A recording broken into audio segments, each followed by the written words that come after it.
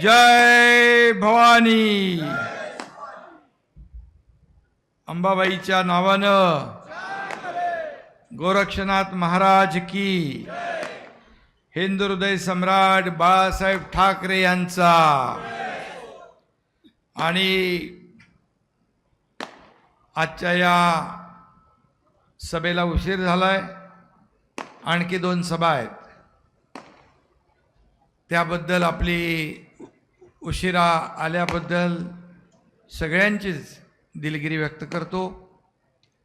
आणि आज उपस्थित जनसुराज्य पक्षाचे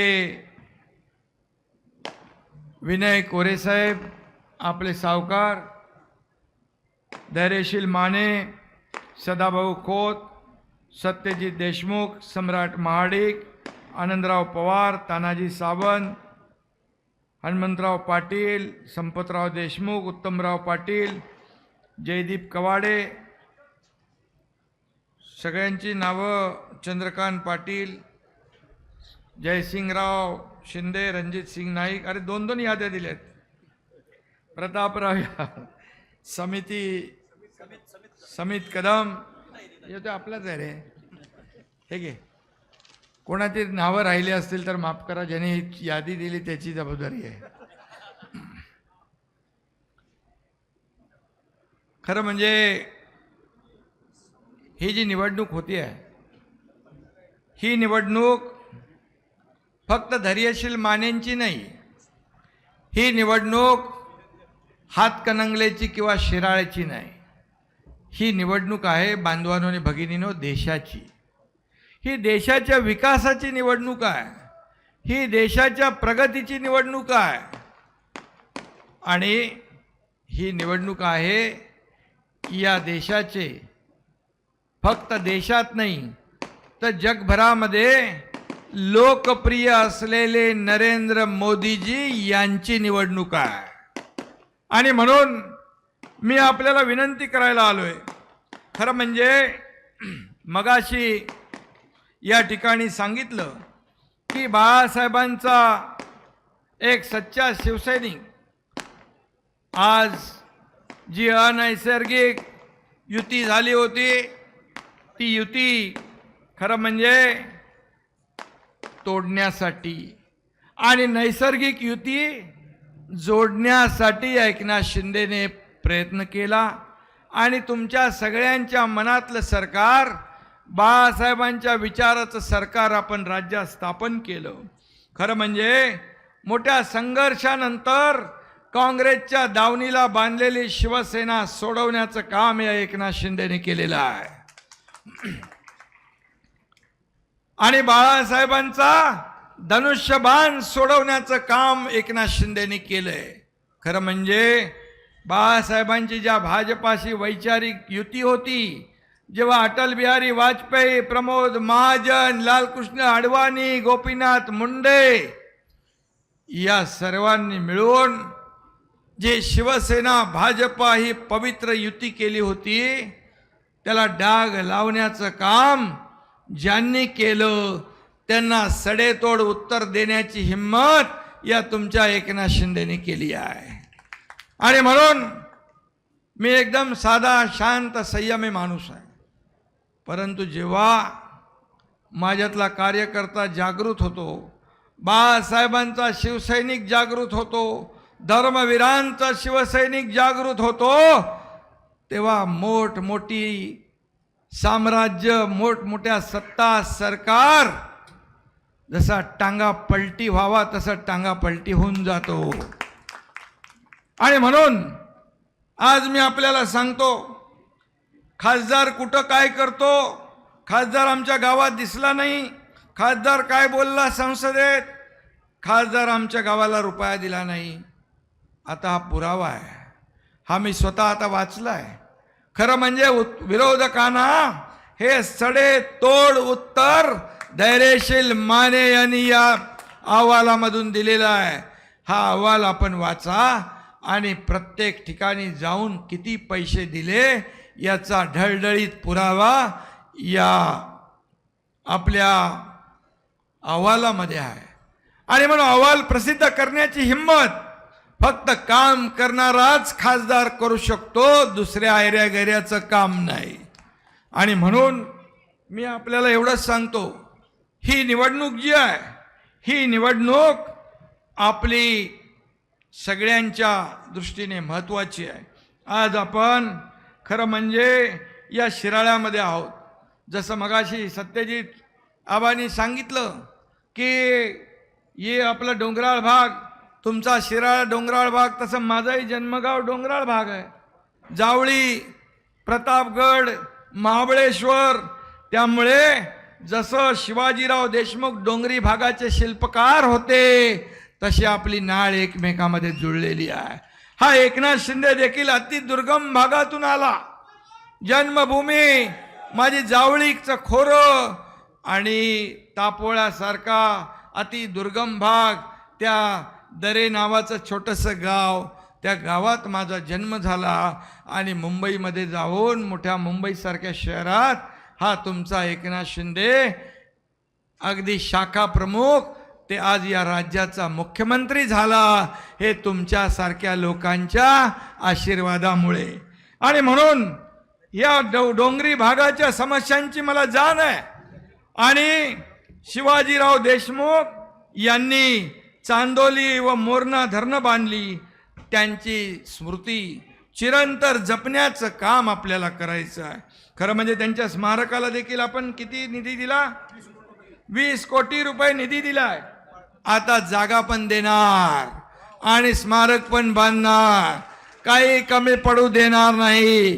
कारण हे देणारं सरकार आहे, हे घेणारं नाही, देणारं आहे. एक हाताने तुम्ही दिलं की 2 हाताने आम्ही देतो. आणि म्हणून दुसरं पण आपण केलं. त्या बाबासाहेबांना अण्णाभाऊ साठे यांच्या स्मारकाला पण 25 कोटी रुपये दिले आपण. खरं म्हणजे हे छत्रपती शिवाजी महाराजांचा आदर्श डोळ्यासमोर ठेवून काम करणारं सरकार आहे. बाबासाहेबांच्या घटनेवर आधारित राहून कारभार करणारं हे सरकार आहे. आणि म्हणून मी आपल्याला एवढंच सांगतो, या भागामध्ये तो कागद कुठे रे बाबा? त्यात मी लिहिलं होतं काय काय काम तुम्ही मला दिलं ना सत्यजित? ते नाही दुसरा कागद होता ना मोठा. अरे तुम्ही कामाचा कागद ठेवता मागे आणि बिनकामाचं कागद पुढे देत आहे.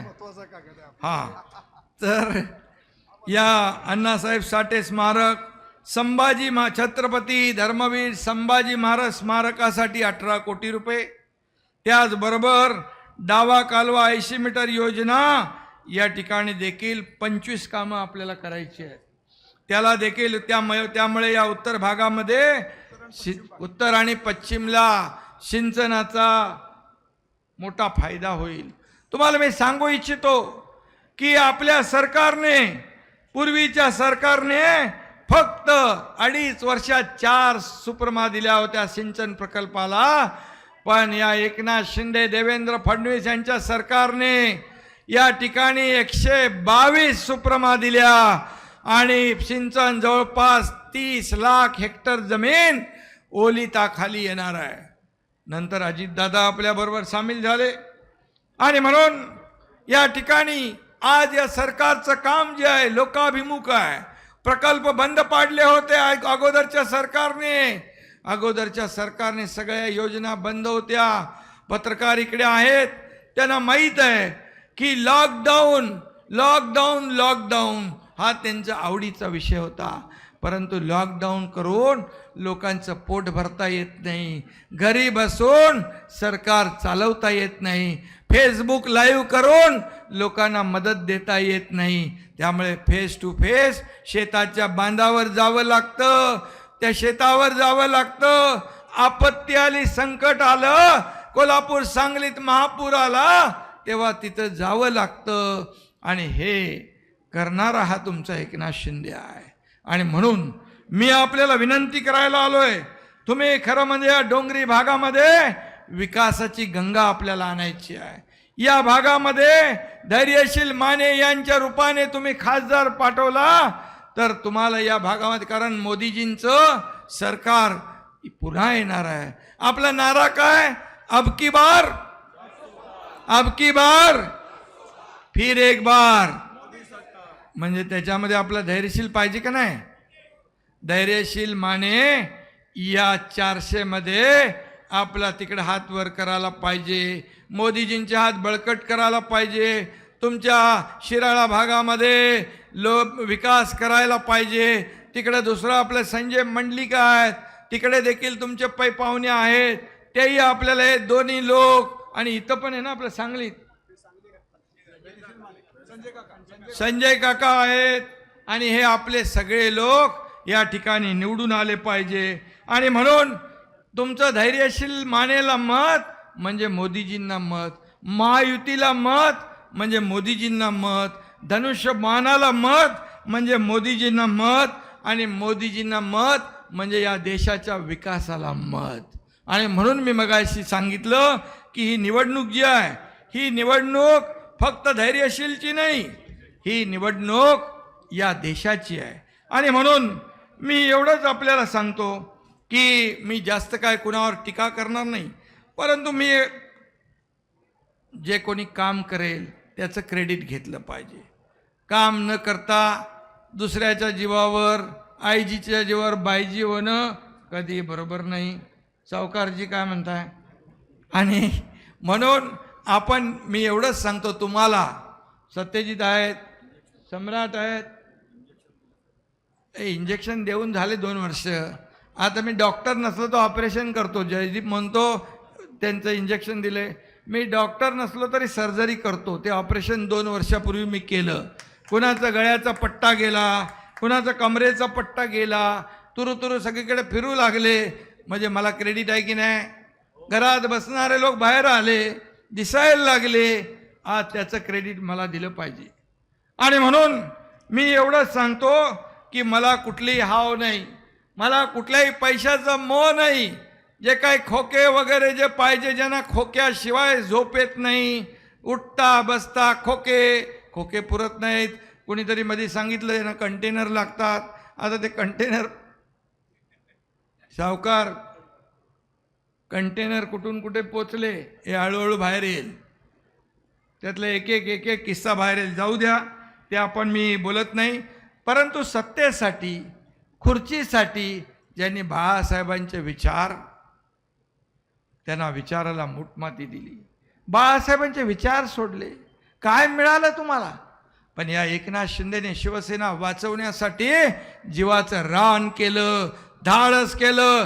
काय होईल माहीत नाही. सत्तेकडे लोक जातात, पण हा एकनाथ शिंदे सत्तेला ठोकर मारून पाय उतार झाला. आणि या राज्यामध्ये नव्हे देशामध्ये, जगभरातल्या 32 देशाने ती नोंद घेतली की 50 आमदार या एकनाथ शिंदेवर विश्वास ठेवून सत्तेला ठोकर मारून बाहेर पडले.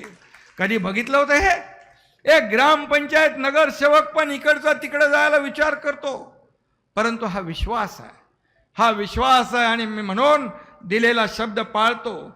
एकदा शब्द दिला, एकदा कमिटमेंट केली की मी माझं स्वतःचं पण ऐकत नाही, हा माझा स्वभाव आहे.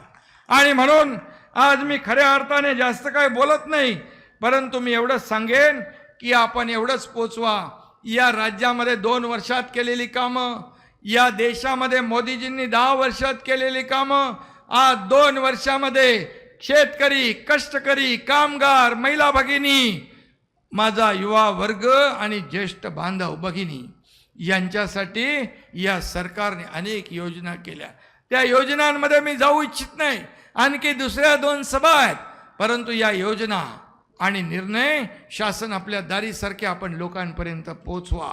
10 वर्षामध्ये मोदीजींनी एवढं काम केलं की 50-60 वर्षात काँग्रेसला ते जमलं नाही, पुढच्या 100 वर्षात देखील जमणार नाही. आणि मग कोणाला मत देणार तुम्ही?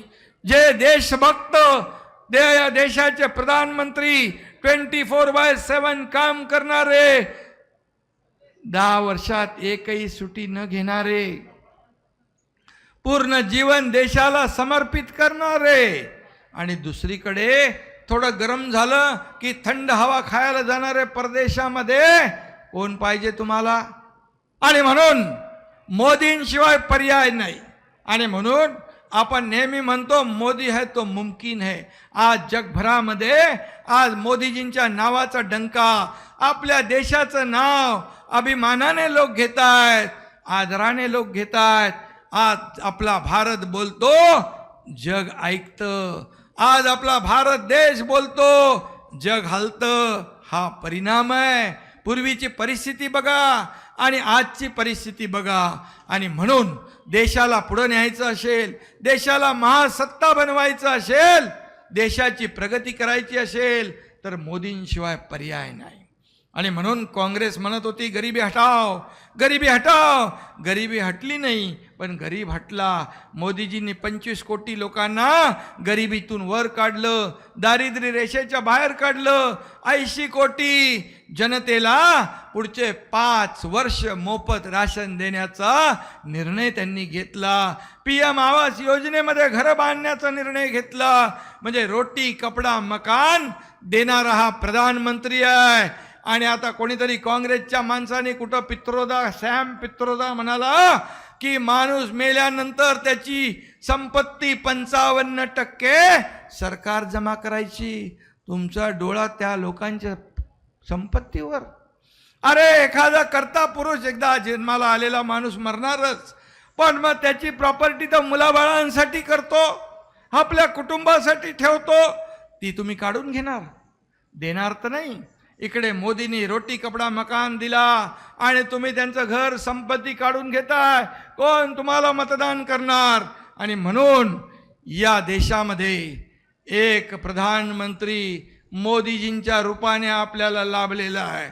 खरं म्हणजे आज ज्या पद्धतीने या देशाचा विकास होतोय, देशाची प्रगती होते. माझ्या माता भगिनींना उज्ज्वला योजना असेल, जनधन योजना असेल, बेटी बचाव असेल, लखपती दीदी असेल, ड्रोन दीदी असेल, आपली लेक लाडकी योजना असेल, अशा अनेक योजना आपण महिलांसाठी केल्या. बचत गटाच्या माध्यमातून 15,000 चे 30,000 दिले. CRPचं मानधन वाढवलं, 50% ST मध्ये सवलत दिली. आज आपल्या किती योजना आहेत. वयोश्री ज्येष्ठांसाठी वयोश्री योजना, तरुणांसाठी स्वयंरोजगार योजना, किती योजना आपण केल्यात. या योजना आपण पाठवा. आणि खऱ्या अर्थाने इथं देखील आपल्याला मी सांगतो, मगाशी सत्यजित आबांनी सांगितलं कुठलं रुग्णालय ते कोकरूड ग्रामीण रुग्णालय. याला लोकनेते शिवाजीराव देशमुख यांचं नाव दिलं पाहिजे. त्याच्यातल्या ज्या काय अडचणी आहेत त्या बघू आपण आणि त्या दूर करू. त्याचबरोबर या ठिकाणी शिराळा MIDC आहे ती आपण मोठी करू. 2-3 हजार कोटीचे नवीन उद्योग आणू आणि आपल्या लोकांना काम देऊ, त्यांच्या हाताला रोजगार देऊ. हे आपलं सरकार आहे. आणि नागपंचमी जे आहे, मी पण गोरक्षनाथ अंबा मातेचा भक्त आहे आणि म्हणून या ठिकाणी नागपंचमीचा जो विषय माझ्याकडे जेव्हा आले रात्री, त्या धैर्यशील बरोबर बोलत होता, सांगत होता मगाशी. मी म्हणालो माझ्या कुठल्याही कार्यकर्त्यावर गुन्हा दाखल होता कामा नये. गुन्हा दाखल होता कामा नये. गुन्हा दाखल झाला का? आणि हेच बघा, हा कुठे गेला तो आपला इथला आपला जिल्हा प्रमुख, तिकडे गेला आनंद पवार, आमचा इथलाच एक युवा सेनेचा, काय त्या पोराचं नाव, कोळेकरला मुख्यमंत्री महाविकास आघाडीचे असताना मोक्कामध्ये जावं लागलं. मोक्कामध्ये अनेक लोकांना तडीपाऱ्या सहन कराव्या लागल्या. पण एकनाथ शिंदेच्या सरकारमध्ये एकाही कार्यकर्त्याच्या केसाला धक्का लागू देणार नाही, हा एकनाथ शिंदेचा शब्द आहे. आणि म्हणून मी आपल्याला एवढंच सांगतो, आपल्याला मनापासून धन्यवाद देतो की आपण एवढ्या उशिरापासून बसला होतात. यायला उशीर झाला. सरकार इकडं, सावकार इकडं बसलेले आहे. सावकार काय, सरकारच आहे तुम्ही. आणि मगाशी धैर्यशील म्हणाला की अरे अष्टपैलू लागतो. अरे अष्टपैलू खासदार तिकडे जावं लागतं, बोलणारा जावं लागतं. परंतु आज मी तर सांगतो की हे सावकार हे आजच्या या निवडणुकीमध्ये किंग मेकरच्या भूमिकेत आहेत, किंग मेकरच्या. आणि म्हणून जसं बाळासाहेब म्हणायचे किंग बनण्यापेक्षा किंग मेकर बना, परंतु त्यांच्या वारस म्हणवणाऱ्यांना ती हाव सुटली, मोह सुटला, सगळं घालवलं, काय मिळवलं, सोन्यासारखी माणसं गेली, पक्ष गेला. आणि म्हणून मी एवढंच सांगतो, हा एकनाथ शिंदे सत्तेसाठी खुर्चीसाठी कधीही पक्षाच्या इमानाबरोबर बाळासाहेबांच्या विचाराबरोबर कधी तडजोड करणार नाही, हा शब्द मी आपल्याला देऊन जातो. आणि शिराळा या विकासासाठी जेवढे पैसे लागतील त्याला एकही पैसा कमी पडू देणार नाही. आणि विजयाचा गुलाल उधळायला हा एकनाथ शिंदे पहिला शिराळामध्ये येईल, एवढं सांगतो. एबीपी माझा, उघडा डोळे बघा नीट.